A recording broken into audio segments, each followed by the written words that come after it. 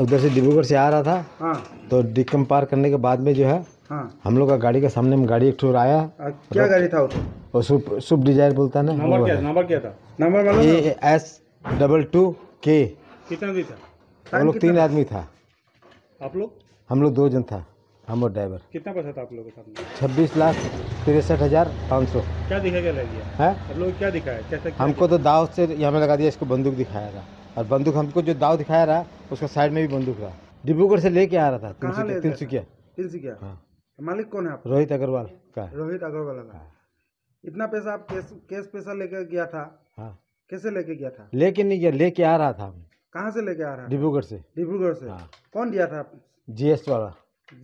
GS traders बोल के है, hotel little place के पास में। कहाँ ले गया था? तिनसुकिया का मालिक का नाम क्या है? रोहित अग्रवाल। रोहित अग्रवाल। और डिब्रूगढ़ का? GS ट्रेडर्स बोल के दुकान, गला माल ग्रोसरी दुकान। कैश पैसा लेके आया था आप लोग? हाँ। पुलिस को बताया पहले? नहीं। हाँ, कैसे लेके आया था? हमको बताया वहाँ से पैसा लेके आ जाओ, हम ले आया था सर। আমি তিনচুকীয়াৰ পৰা ডিব্ৰুগড়লৈ গৈছিলোঁ। মইতো এই কোম্পানীৰ মানে এটাৰ গাড়ী চলাওঁ। কোম্পানীটোৰ নাম কি? এইটো কনষ্ট্ৰাকশ্যনৰ কাম কৰে, BIPL বুলি কয়। BIPL। মালিকৰ নাম কি? মালিকৰ নাম সঞ্জয় আগৰৱাল। কোম্পানীটোৰ নাম। কোম্পানীটোৰ নাম। কোনডোখৰ ঘটনাটো ঘটিলে? আপোনাৰ একজেক্টলি আমিতো টাউন হৈ গৈছিলোঁ, যেতিয়া ঘূৰি আহিছিলোঁ আপোনাৰ এই ডিকম টাউনটো পাৰ হৈ। মানে তিনিচুকীয়াৰ পৰা আপোনালোকে প্ৰথম ডিব্ৰুগড় গৈছিলে? অঁ হয়। ডিব্ৰুগড় যাওঁতে আপোনালোকে পইচা লৈ যোৱা নাই? খালী গৈছিলোঁ। খালী গৈছিল? হয়। আৰু ডিব্ৰুগড় ক'ত পইচাটো ল'লে? এই মাৰুৱেপতি লিটিল প্লেচ হোটেল এখন আছে, হোটেলৰ একজেক্ট ছাইডত আপোনাৰ কিবা গেলামাল দোকান আছে। মই ইমান ভালকৈ নাজানো, তো মইতো যোৱা নাই তাত। সেইজনে গৈছিলে, গৈ তেতিয়া পইচা লৈ আহিছিলে। কিমান টকা আছিলে? ই কৈছে এতিয়া গম পাইছোঁ 26 লাখ কিমান হাজাৰ টকা কিবা আছিলে বুলি কয়। আমি তেতিয়া মানে ডিব্ৰুগড় ফালৰ পৰা আহি আছিলোঁ, এই ডিকম এয়াৰফ'ৰ্চটো গেটটো নোপোৱা আগত সেইডোখৰত মানে আৰাম 40-50ত আহি আছিলোঁ। এখন চুইফ্ট গ্ৰে কালাৰ গাড়ী এখন স্পীডত আহি কিনে আমাক অভাৰটেক কৰি ৰখাই মানে ওচৰতে ৰখাই আহি মোৰ ওচৰত আহিলে।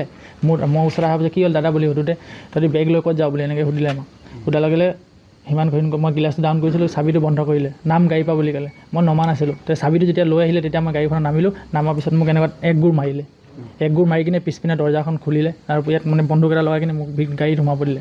বন্দুক লগাই দিয়া পিছত সিহঁতি 2জন নামি আছিলে, এজন গাড়ীত আছিলে। কিবা মুখত বান্ধা নাই ছাৰ। এজনক যোনজনে মোক মাৰিছে সেইজনক মোক ভালকৈ দেখিলে চিনি পাই যাম পৰা। আৰু কি হৈছিলে ঘটনাটো? আৰু একো নাই, তাক দাও লগাইছে, বন্দুক লগাইছে। পুলিচক কিমান সময়ৰ ভিতৰত আপোনালোকে জনাইছে? পুলিচকতো কিমান 40 মিনিটমান হৈছিলে চাগে। ঘটনাটো কিমান সময়ত ঘটিছিলে? 2:50 মানত হৈছিলে ছাৰ। আৰু পুলিচক কিমান সময়ত জনাইছে?